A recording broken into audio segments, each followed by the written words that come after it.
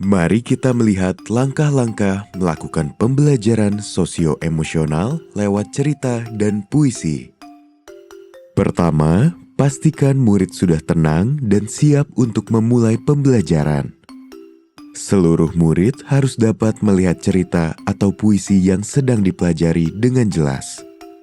Jangan sampai ada murid yang terhalangi dengan murid lain di depannya.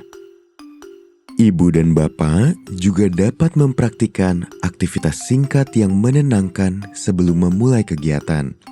Misalnya, seperti meminta murid memejamkan mata selama 1 menit.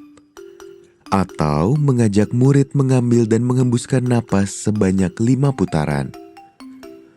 Murid dengan pikiran dan perasaan yang tenang akan lebih siap dalam menerima informasi baru. Kedua, perlihatkan sampul buku kepada murid. Jika sampul buku memiliki gambar, ajak murid untuk berdiskusi mengenai gambar yang mereka lihat. Berikan pertanyaan pemantik seperti, "Gambar apa yang kalian lihat pada sampul? Kira-kira apa isi cerita ini?"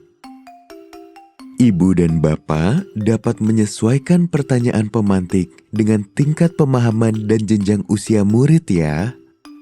Apabila ibu dan bapak menggunakan puisi atau cerita yang tidak bergambar, gunakan judul untuk memantik kemampuan berpikir kritis murid.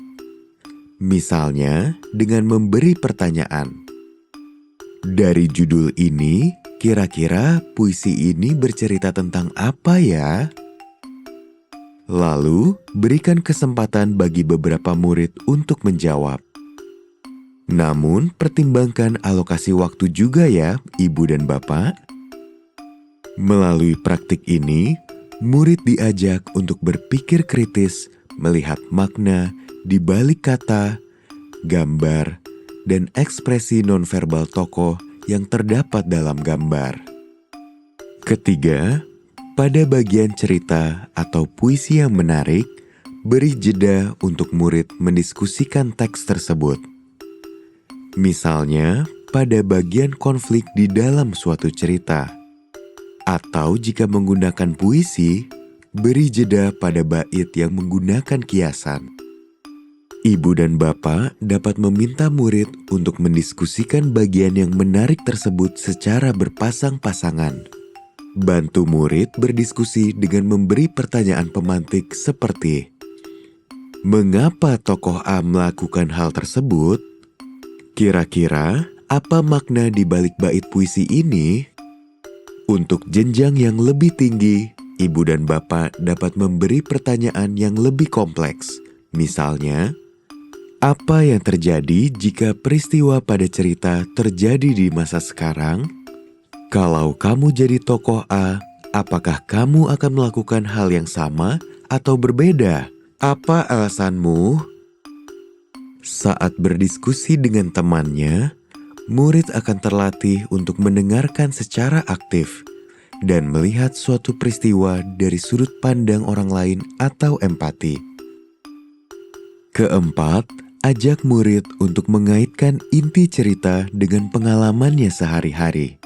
Misalnya dengan pertanyaan, "Pernahkah kamu mengalami kejadian seperti tokoh A? Pernahkah kamu merasakan apa yang dialami tokoh A?" Ibu dan bapak juga dapat meminta murid untuk mengaitkan pengalamannya dalam bentuk tulisan maupun gambar.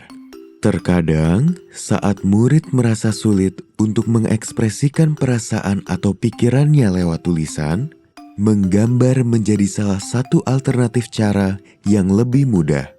Jangan lupa pula untuk berikan waktu yang cukup bagi murid untuk merefleksikan pengalamannya.